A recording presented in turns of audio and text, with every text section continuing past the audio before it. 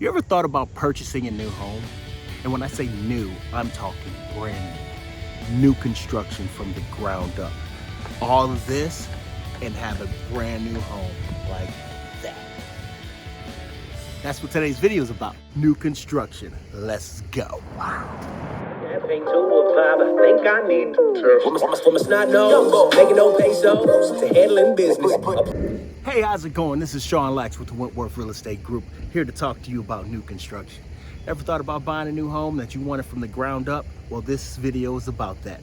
I'm going to a training regarding new builds and construction and how blueprints work and all the good stuff, and I'm bringing you along with me. So you ready? Let's get to it.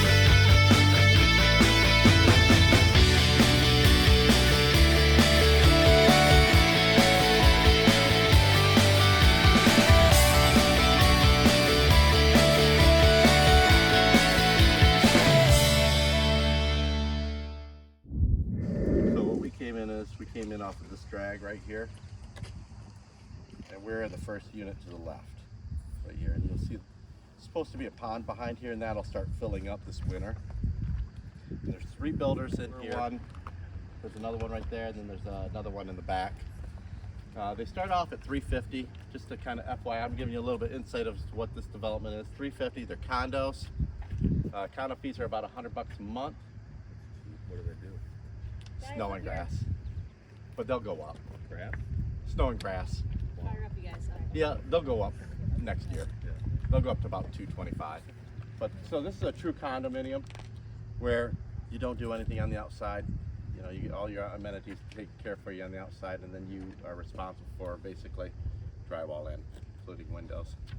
So cool development, but it starts off at 350s, then goes into the 4s. There's some single units in here, and then there's some duplex units. As you can see, when we go in the back, it's hard to see, but you'll see in the back that there's going to be a loop. Phase 1 ends all the way where the construction, you can see the construction going, and then they're going to pave the road, probably, I would say, next spring around the back to bring this whole loop together. So this whole loop will get adjusted, being brought back in, and that kind of gives you an idea. So let's go take a look and see how we start building a house. So just kind of gives you some ideas. You see stuff like this on the lot. That means down below there's something to connect into.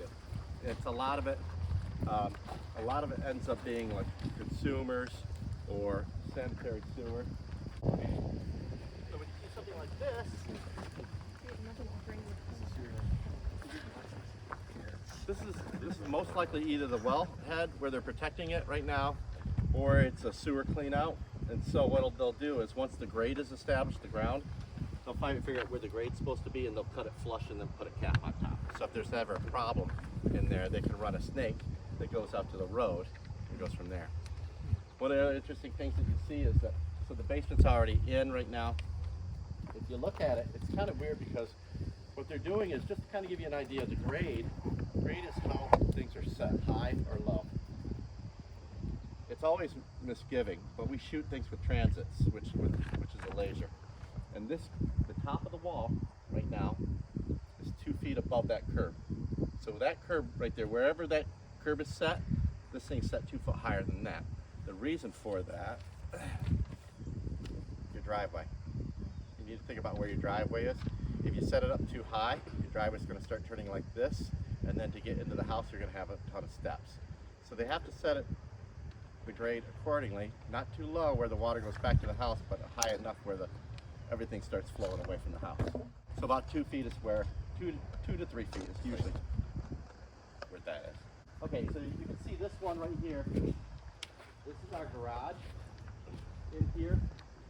So you can see that there's a big mound of dirt still in there.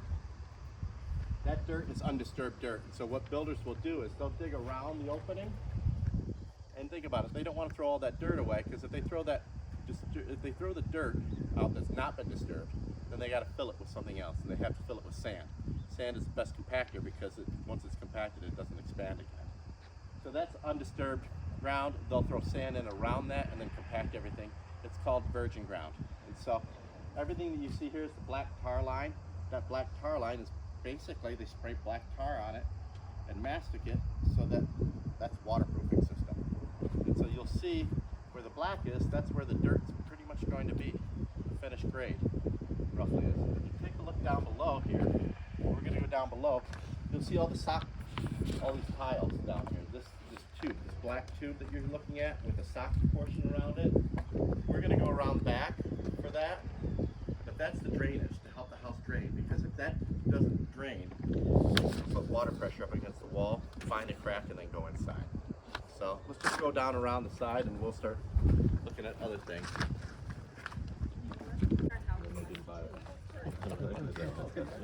Yeah. Okay, so you see everything right here. These are just footings where the column will come in. So the column will come in for the beam that comes around, comes across, and then sets back down. What I want to show you is this. There's 2 things here that I want to show you. This right here is broken, but they'll fix it. They'll just cut it right here and then put a new pipe in. This is the shit. This is where all the stuff is. So what happens is everything that comes in, boom, boom, boom, boom, boom, goes down, and eventually will run down here and out to the sanitary sewer that's out at the road, and then it goes out to the sanitary department. So that's it. So here's the thing. If you ever look at this, sometimes this pipe will be up here. And you're thinking, why is the pipe up here? It's because where the sewer is outside. Remember, it flows downhill. It doesn't flow uphill. So the thing is, if the main sewer outside is high, this thing has to be higher. This thing has to be always higher than what the main sewer is out there. So right now, we know for a fact that the sewer is lower than this point out there because it would be backflowing. Here's an important reason why we want to do this and why we want to think about it like this. If I'm going to put in a finished basement down here, and I want to put in a bathroom in here, shit, all I do is put my drain right here, run it on the ground, boom, run it into there. That's it. If this pipe is up here, I can still do that, but they have a little mini lift station or a mini sump pump when you use the bathroom. It goes into a little mini encapsulated sump pump, and then it lifts the shit, and then puts it back into here and then leaves. Make sense? That's more expensive than just running it out like this. Sound cool? Okay, so here's the thing. That's far away now. You see these right here? All these are bleeders. So here's the thing. Water pressure is the worst thing for a house, because on the outside of this wall, what we're doing is we're backfilling with the natural dirt here.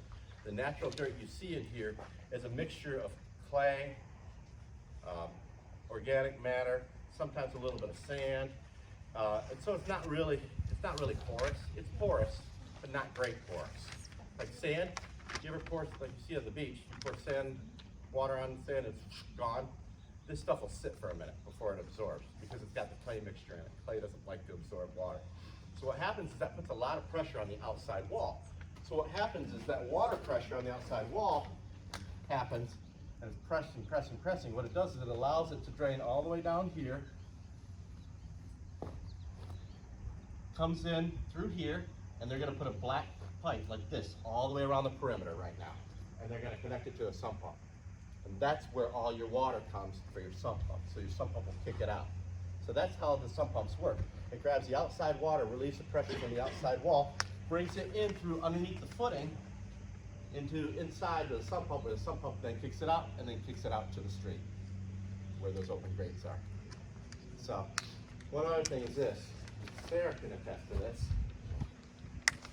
So this is part of the poured wall right here. But this was done, this is poured separately. This is the footing. This is what it sits on. And I'm teasing Sarah because where is she? I'm right here. Look at her back heel. Remember when she's walking down here, she's like this? That's the same thing. If you set the wall on dirt and don't have a footing to set it on, it's gonna wobble. So it's gotta sit on a wider plank so that it doesn't sink. So all this wall is doing is sitting on a footing that's about 16 inches wide and 10 inches tall. That's it. So it sits on this. This is the base that it sits on. And here's the cool thing. So when we get this prepped and everything, they're gonna fill this whole thing up with P-rock. And P-rock will come up to somewhere around here. But look at this. So here's where the poured wall, here's where your floor actually gets poured. Your floor sets on top of this. So look at this. See how these brick forms are there? The floor is gonna be 4 inches.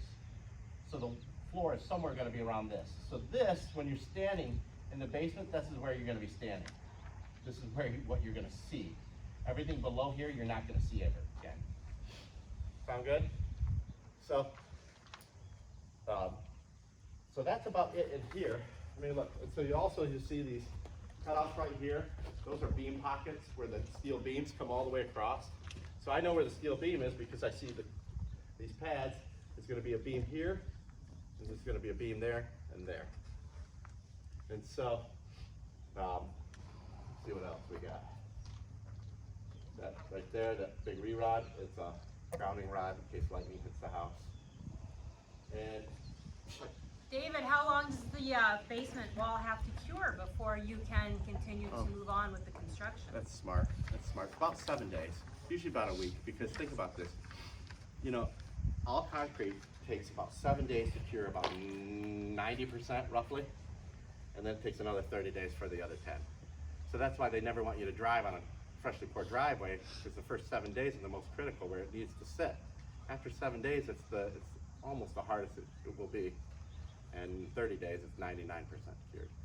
So one other thing I want to share with you guys, where you guys are standing right now, think about this. This is a walkout.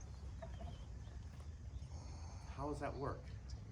So what it's going to do is your grade again, it looks off, but it's right.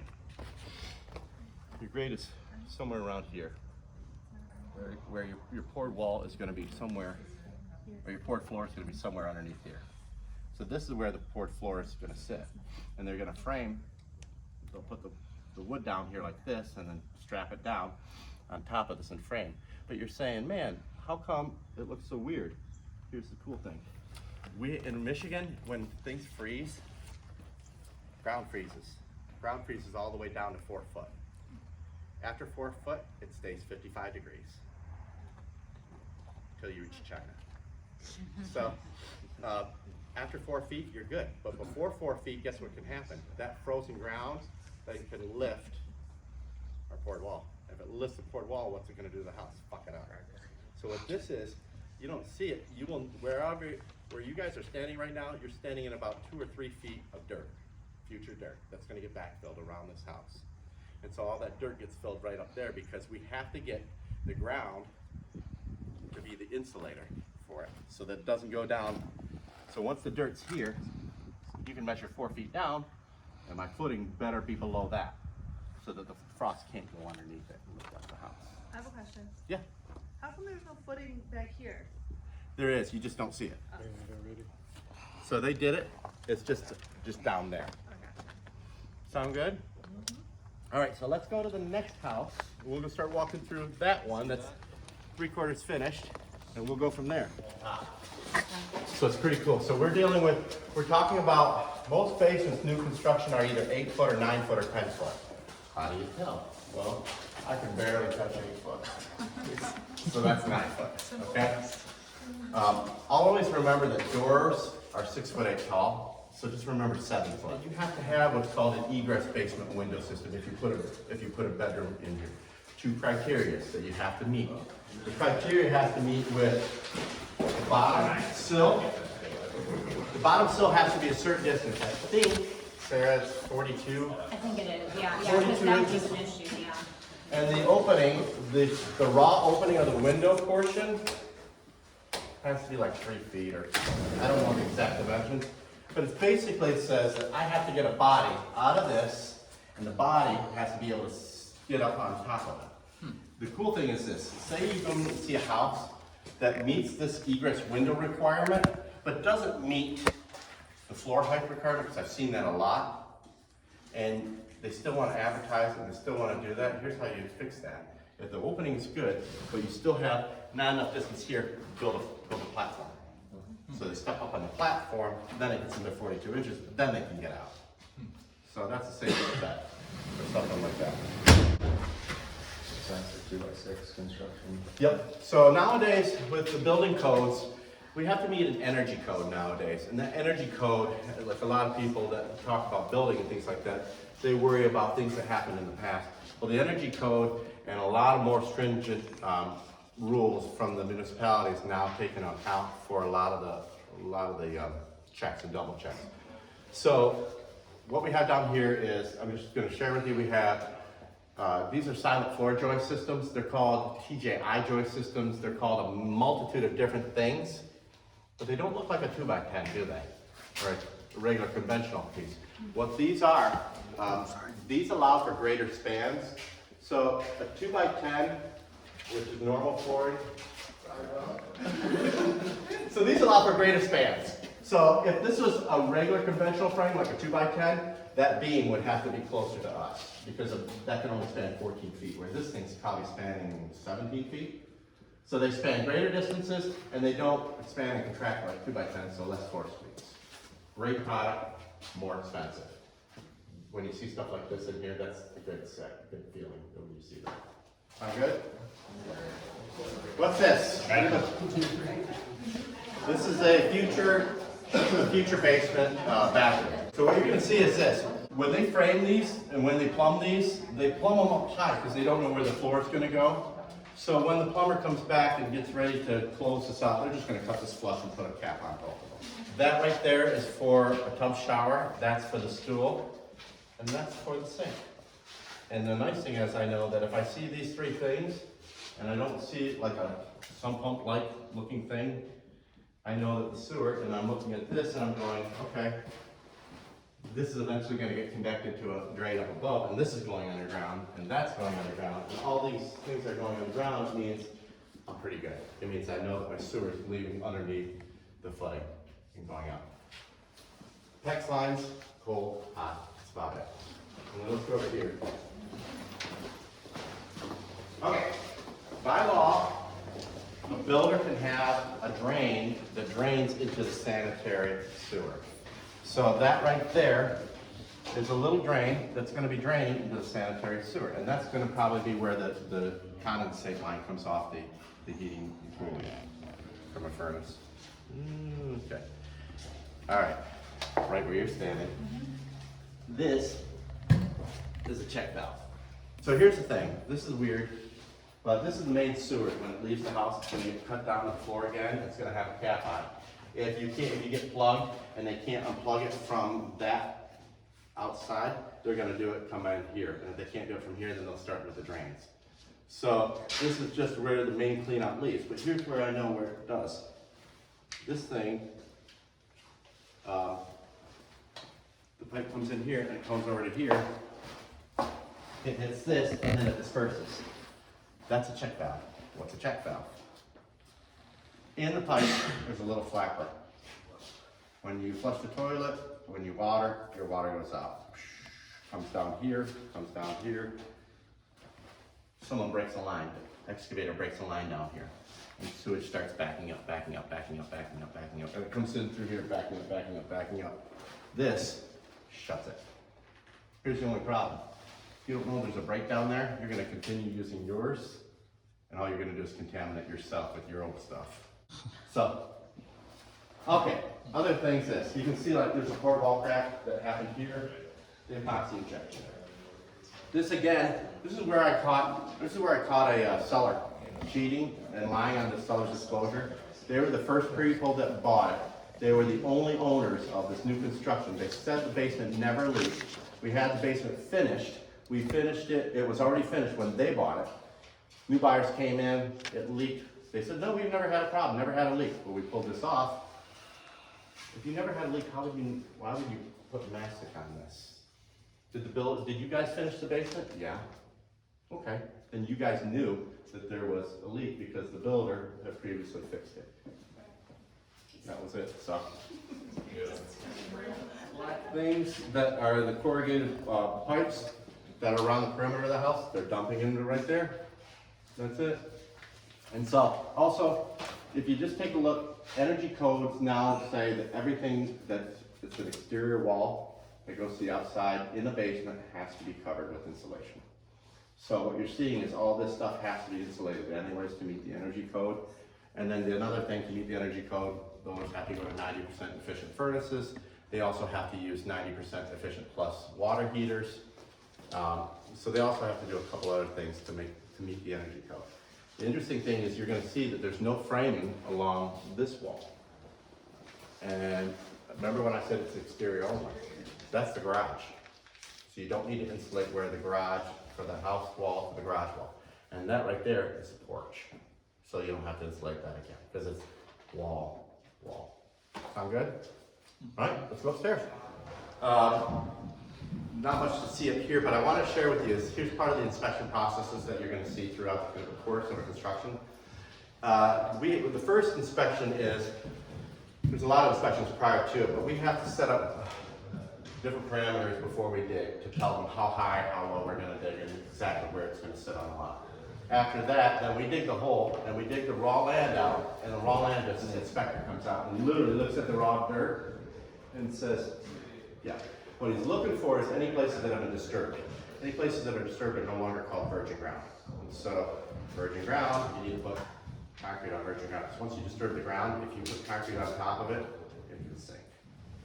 So, he takes a look at that, we get to put our footings on. Once we get our footings poured, he'll give us a footing inspection. So once we form the footings, he'll come back out and look at the footings and say, okay, you can pour it.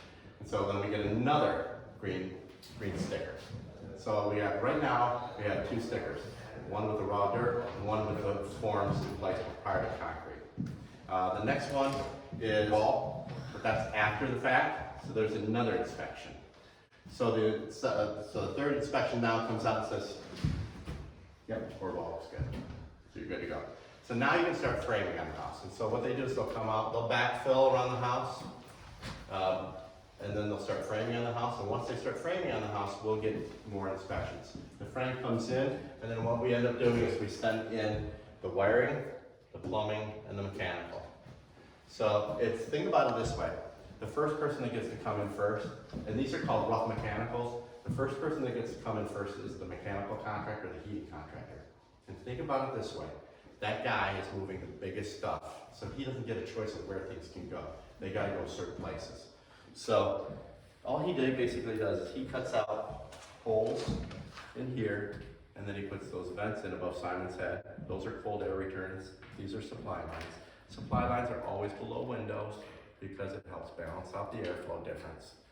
And cold air returns are sometimes up top, sometimes below. I've had different people say different things, so I'm like, whatever.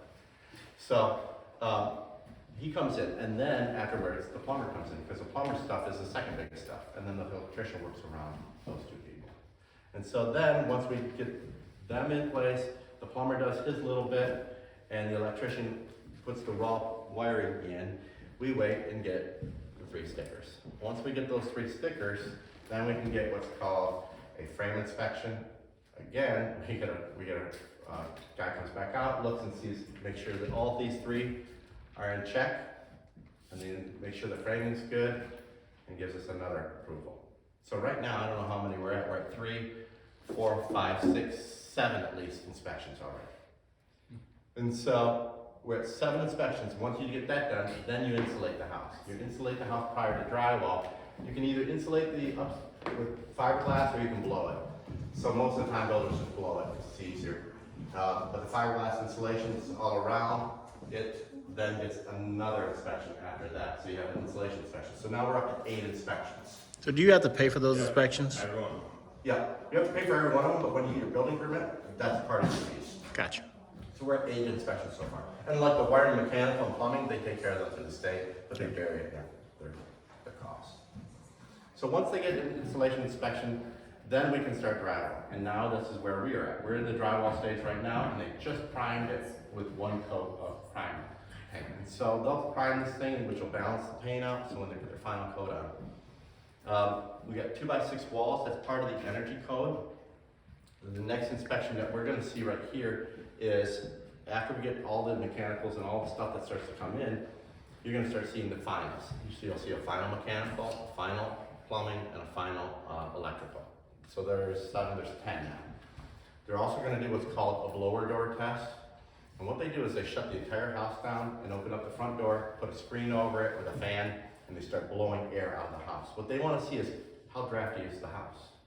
If the house is too drafty, it fails the inspection, and the builder's gotta figure out what to do. What do they use an instrument to determine like the speed of air, or Yep. is it a matter of? Yep, they turn on a certain speed and that's it. And then they measure how much air leaks from the house. Gotcha. And so that didn't happen like a while ago. And now that it happens like that, it's really good that they do that because you know a lot of builders are shoddy builders. And so they have to comply with that. That kind of takes that shoddiness out of it. There's still some shoddy builders out there, but you just gotta be careful. And so once we get all this done and put it all together, then we get to, you know, celebrate and enjoy and have everybody have a good time with this. But those are the inspection processes that kind of go through this. In the next couple of weeks, you guys are more than welcome to come out and keep watching and see what's gonna happen with this house. These houses, you know, obviously I want you guys to sell them too, and I'm glad that we could come out here and at least take a look so you guys can understand what the process is and other place to park your hat. So, I think that's about it, guys. Cool. I just want to throw in one thing, guys, like what David said, I mean, this house will go through about a dozen inspections before you get the certificate of occupancy. If it starts to run behind, which there's a good chance that it will, It because will. you're not only dependent upon like the ability of your, you know, workers and materials to come in, but you're also at the mercy of all of those inspectors, their schedules and their availability, what they've got going on. So always prep your client for that, because you know, you can go in with the best of intentions. And weather is a big factor too. Think about the time of year. I mean, yes, outside it has to cure for 7 to 10 days before it can be backfilled, which is gonna take a whole nother, you know, like maybe afternoon or whatever. So I mean, always prep your client for any new home construction that, yes, this is what the date we've been told it should be ready by, but because of A, B, and C, there's a good chance there's gonna be a delay of some kind. So just prepare yourself for that and, you know, take it with a grain 100% of salt. always happens. And think about it this way. Builders want to use their same trades because a builder's trade is a reflection of them. So if they have a shit electrician, guess what they're gonna be labeled as? Shit, not a shit electrician. So these guys use the same trades over and over and over again. And so what happens is, like Sarah was saying, they'll get backed up. If you want to use the same plumber, which is what you always want, because you know their pricing, you know how they're gonna do it. If he gets backed up on another job, you're gonna get backed up. You know, or any delay that happens here from one trade will back up every other trade. And it's just a domino effect. And that's kind of why I got out of the building business, because it's just sucked.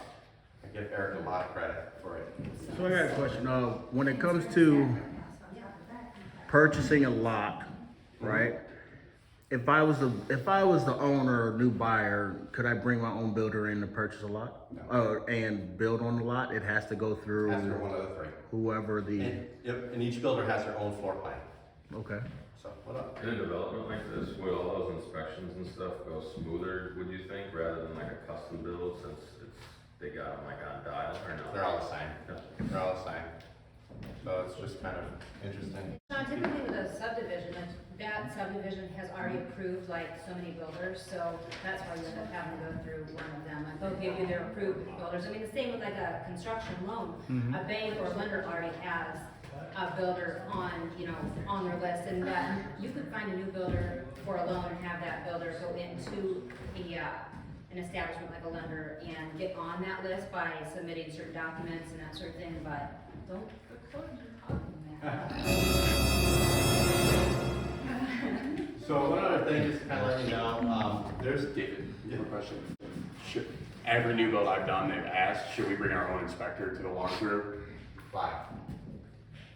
I'm just saying, they're going to ask. You can do whatever you want, really, but there's We these. have Dennis do it. Yeah, absolutely, but that's the, you know, you just gotta identify as this person just nervous now and needs that extra value, or you can just kind of go, look, do certain inspections. At the very end, it's really gonna come down to your punch list items. And so normally builders will do a year warranty on things like this, and so, think about this, this house is going to do some things in the first year. First year it's settling, first year it's, the humidity is changing inside and out, things like that. So you're gonna get nail pops, you're gonna get drywall cracks, you're gonna get some of those things. But the builder typically comes in and will repair those spots, and that's about it. It's about a 1-year warranty, right? To come in after a year and then do Yeah, a usually walkthrough. builders like to wait for, unless there's something major happen, make your list. Keep your list with them, and then prior to the year is up, give them that whole list, and then they can get it done in one shot. Also, other things that for quality reasons, just to kind of let you know, Anderson Windows is a great company. They've been around for a long time. So, they've been in this business for, I don't know, whatever, before I was born. But the cool thing is this, you're not gonna walk in a brand new house or an existing house and see this sticker. But the thing is this, Anderson Windows always has an etching right down at the bottom right hand, or sometimes bottom left hand side, but it says Anderson and it says AW in a triangle. Cool thing is, I think their seals are good for 20 years. They have the best warranty on it. Yeah. So even if it's not your house, Nope. even if it's not your house and you're walking through and there's some seals blown out, and you know these windows are less than 20 years old, you know Anderson's gonna cover it. Obviously do your homework and check that out. But that's a key thing. That's what makes you a difference for a pro, things like that. So you're like, somebody says, man, I don't want this house because the windows are all blown out, and you go, oh, those are Anderson. This house is less than 20 years old. Those windows gotta be less than 20 years old then. Well, you can just say, hey, you can still write it. So give yourself an advantage. What was your question? So how many different models of homes are going to be built in here? I mean, are these cookie cutters or They're mostly cookie cutters, there was some expansion. Like this one, we have 3 floor plans. The builder next door has 3 floor plans, and then the new builder coming in will have 3 floor plans. So 9 different models? Yeah, Okay. and then they all can be expanded or contracted. Right. Because in here, you only have to be 20 feet from the next building. So it don't matter how, you still have to have the same, you can't build a 2-story in here. But you can take this thing and You can stretch it put a out. 3-car garage on this one. Would that be an upgrade then? Yeah. That would be an upcharge? Yep. And since there's 9 different models, you can mix and match like certain rooms or bigger garage based on a different plan that they like? Yep. Is there gonna be any joy in here? Yeah, it's right now $100, but it's got to change. Yeah. They're just doing $100. We just discussed better. that before you got here. Yes, feeding Sorry, it. I was late. And it's going to be around, by the time it's said and done, it's probably 225, my guesstimate. But the first year, it's just 100 just to build a kit, because there's nothing Right. to do. Anything else? Are they pretty much all know, maybe you covered this I was before I just got gonna say, here. Sean. Are they all gonna have like kind of similar, the white and, or like different colors, but similar look? Do they have the ability to change that? Yeah. Yep. They'll have the exterior color selection. Simon, you kind of know this too, right? They'll have certain options that you can do for the whole area, and there's gonna be singles and duplexes. So the singles are gonna be a little bit more money, and duplexes just 2 attached side by side, right? And so they're all trying to, and I know it's tough with 3 different builders, they're all trying to stick around the same style. Yeah. And so that's why I'm sure you guys all communicate, hey, this is kind of what our options are, stick your options around here, that type of thing, so. We're all looking for the same style. Like with that one, you can see the stone under the, I don't know, the siding. The the people that I was gonna have purchase in here, they got rid of all that, it was just all siding. So there are some options, but you can't go wild, right? Right. So with new build, being that this is a new construction, are bylaws already created, or Bylaws are already created. how does that work if the association is New not? just to kind of give you an idea, guys, new subdivision, every new subdivision comes in, it's gonna have a master meeting bylaw. Every new subdivision is. It's because that when you, because it's designed because of this way, there's two ways to record a plat. You know, for going back and remembering that every subdivision is now called lot so-and-so of this subdivision, not meets and bounds where it starts at point, goes to this. So that recording process is shortened when you do it as either a site condo, which this is not, or a true condo, which this is.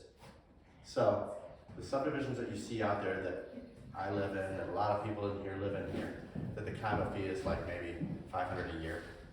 Those are site condos, but the process to get them into the state of Michigan to get recorded and processed is much faster than the old traditional conventional subdivisions. So where it took a year for the old conventional subdivision plat map, site condos go much quicker, like 6 months. I wonder why it's quicker. Well, and there's a thing about this way too. Like my dad built a subdivision, has an entrance back in the 70s. Who maintains that entrance now? There's no subdivision association. Somebody in the association takes care of it, or somebody in the subdivision takes care of it and puts a little thing in everybody's mailbox and asks for donations. Well, you see it when like the original person retires or dies or moves and no one picks it up, and all of a sudden trailers and different fences and pools are put in and it just goes to shit. That's exactly it. And so with that stupid thing, like with entrances and things like that, it's easier just to tell the state, we're gonna make it a site condo, which is just a regular housing. Site condo means we have just a couple of rules. And they're like these rules in here, you can't do anything on the outside other than your landscaping around the house. So your landscaping can go around this house 3 feet out, all the way around. It can't go past 3 feet, because they want to mow and go. And you can't put any fruit bearing stuff in here. They don't want fruit to drop and hit, and then the lawnmower guys slap it up on the side and then go from there. So there's the rules in here, they don't want anything growing uncontrollable, like ivy. They want to keep the, hey, you want your little 3-foot barriers? That's fine. You have to maintain it though. So some people just go up front and that's it. Other people go all the way around. So it just matters on the condos. But where I live, they don't care what I put in my yard as long as I don't put in, you know, stuff that they don't want, like yard ornaments or, you know, a shed over a certain size, things like that. So, cool. So this one's for sale, by the way. 360. It's still open for buyers. You can bring people through here. Ironically, this is going to be a duplex. Which you're like, what? I know. But what we do is we connect them via the garage. And so once we go outside, I want you to see that where Dwayne's walking in, that's the laundry room. How we connect this is, think about the letter U. The bottom of the letter U is the garage is touching each other. The legs of the U are the house. So right now, this is the left side of that U. So let's go outside, we'll take a look. David. Oh yeah, So guess what, guys? I'm so glad you said something. So you walk in here like this and you're like, oh man, this is great. And the person says, I wonder how this is gonna be laid out. You're gonna go like this. Sink's here, because of the holes cut. So boom. And then you go, where's the microwave? Microwave. So microwave, probably stove, and then the fridge, you don't know. But usually think about this. They usually do, they do everything in triangles. It's weird, but now that you know, look where the refrigerator is. Look where this is. What is it called? It's a building triangle. It's basically, It's exactly. you're supposed to have so many feet between your refrigerator, stove, and what the other would be? Not so much your microwave. Sink. Yeah, because they don't want you too many. I mean, it could be that, if that's really what you're using. You're not gonna put your fridge over here with the rest of the things over there. Exactly. So that's what I heard what they've done with them. They're same structurally sound as a stud, but you're not getting the thermal transfer from them. One cool thing that I wanted you guys to kind of see You see that when we walked out on the porch, you can see the porch over there is poured, but what you see underneath here is that's capped with wood. So what's interesting is this, that's a hollow hole underneath that. And so what happens is once we pour the concrete on top of that, that plywood serves no more purpose ever again. So if you ever walk in a basement and you walk in underneath the porch and you look up and you see plywood up top from when it got poured, that's because they poured it like that. And so that's all it is. And so for when we go to attach this next unit, what we're gonna do is this. This is the common wall. It's already built. So all we're gonna do is we're gonna pick up our footing off of this and make our garage. We're gonna come all the way around and build a big square. And it's gonna connect right here in the back. And then the main part of the house is gonna start right here. And so then your courtyard is right here where you'll put in your central air units and things like that. And think about it. 4 sides of the house are windows. Not like another duplex that has only 2 sides. And so when you guys are marketing this, market that because it's the windows that are all around. And people worry about, oh, sound transfer. Number one, average age people that buy in here are retired or older. Second thing is that the only transfer of noise that could be possible is that wall, because that's the only wall that touches the house. So what happens with that back space that's from that wall to that wall? You usually put the central air units back here, and just it's like your little catch-all. Okay. Yep. So it's nice because it just separates the house, and that's about it. Awesome. Cool. Well, appreciate you, David. No problem, appreciate you. No problem, my brother. This was awesome. This was Love awesome. you, man. Here, it's David Nimmer. Good My guy buddy. right here. Sean Lax, number one. What a great video. We do appreciate that, hands down. Well, I love you, brother. Absolutely, brother. Absolutely. Have a All good right, day. guys. Talk to y'all soon. Right here, I'm standing in what will soon be their own private lake here in Springbrook South. Duplex condominiums. Oh man, these places are gonna look amazing when they're finished. I am excited to see what it comes out to look like. Well, there you have it, guys. Again, I want to show my appreciation and love to David Nimmer, a great agent with the Wentworth Real Estate Group. He's been in the game for about 20-something years, and his family is a building construction company.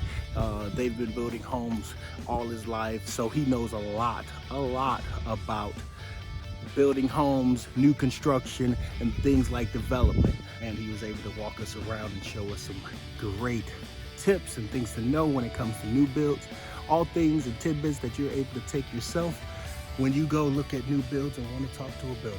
I want to say thank you for tuning in yet again for an amazing video. Appreciate you checking out my YouTube channel. And as usual, like, subscribe, and share, baby. Have a wonderful day. Be blessed. Thank you for tuning in. Relax living in Michigan. This is Sean Lax with the Wentworth Real Estate Group. I'm out. That thing 2 or 5, I think I need to. From a snot nose, making no pesos, to handling business. I put 10 toes through the back door, made plans in the kitchen. Hats off to the missus, riding shotgun for long distance.